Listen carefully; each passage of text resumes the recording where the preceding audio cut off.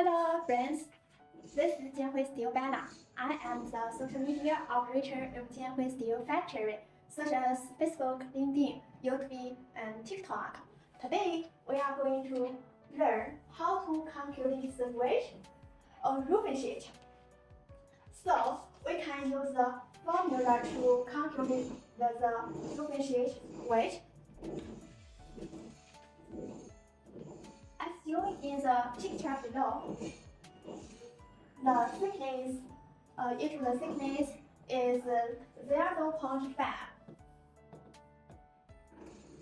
and width, please note the width refers to the outer width 1090 millimeters rather than the effective cover width 1000 millimeters. So, we 0.5 times 1.09 times length. The length is 2 meters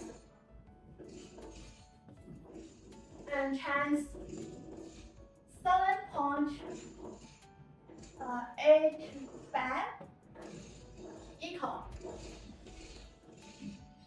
8.5565 kilogram.